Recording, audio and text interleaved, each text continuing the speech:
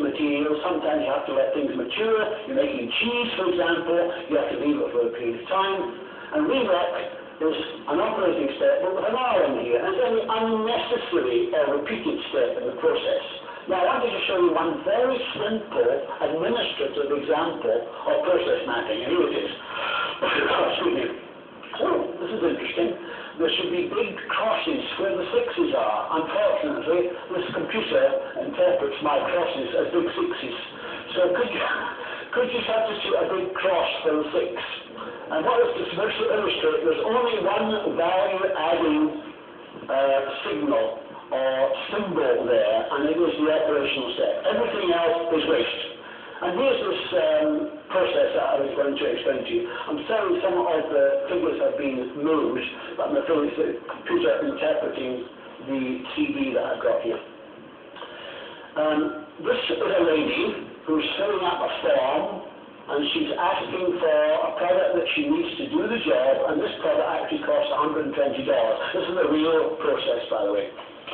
And what she does is she fills up the form, and it takes her 10 minutes, and that 10 there should be over here. And this column is all about the minutes it takes to do the job. So that 10 should be in the next column there. And she puts it in the post to her boss, and that takes 720 minutes. 720 minutes is overnight. It sits in his own basket for only 3/4 of an hour before he takes it out, which I think is marvellous. He then looks at the form and signs it. It sits in his out basket. It goes overnight back to this lady. She picks it up in 45 minutes. She sends it to purchasing in the internal post. It sits in purchasing in basket for 3/4 of an hour, and then purchasing from the supplier to get the actual item. Now, when we map this, we see that the first one, filling up the form, is a value-adding step. The next one, putting it in the post, is a transport step. The next one is sitting in basket is a delay. Getting it signed is an inspection. Sitting in the other basket is a delay. Going back to the individual in the internal there is a transport step. And you can see that we've mapped the process. And what we do with these process mapping forms is we get people to write down what happens in the process, then we add minutes to it, and then we designate what type of step that it is. And then you see, when we add the minutes to this, that the total time taken was 2,485 minutes. And the operational step for 28 minutes.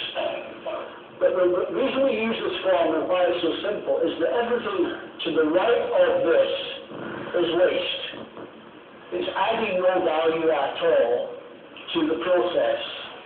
So in fact, the amount of value-adding steps amounts to less than 2% of the total time. Less than 2% of the total time. Now there's waste in every office we go into.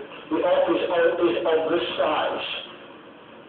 The number of steps which are non-value-adding are generally huge. And once we've given people the ability to analyze their own processes, they come up with lots of waste which they can eliminate. Now looking at this process here, how would you eliminate the non-value-adding steps? What would you do to eliminate the waste? What would you do? Any suggestions? You can speak to me. Don't be afraid. Sorry? Consultation? Yes? Yes? Could we trust the original lady to order the item? What do you think about that? Would that eliminate some sending to her boss and getting it back again? Would we be willing to trust the lady? After all, it's $120, come on. What do you think? We can trust the boss but not the lady, is that right? But she needs it to do the job. She knows what she needs, but we can't trust it. Do you think that sort of mistrust goes on in companies? Do you think it? I think it does. I see it all the time. And one of the reasons we have so much waste built into processes is because, basically, we don't give responsibility where the control lies. And if the person is in charge of the job generally we like to trust them to do the whole job. And if we do, what we would do in this case, to be clear about it, is we would say to purchasing, we want you to give us some approved suppliers for these items. And we want to tell the individuals who are using these items, you can order it any time you need it for the job, within your budget, without asking anybody, but you must phone up these approved suppliers.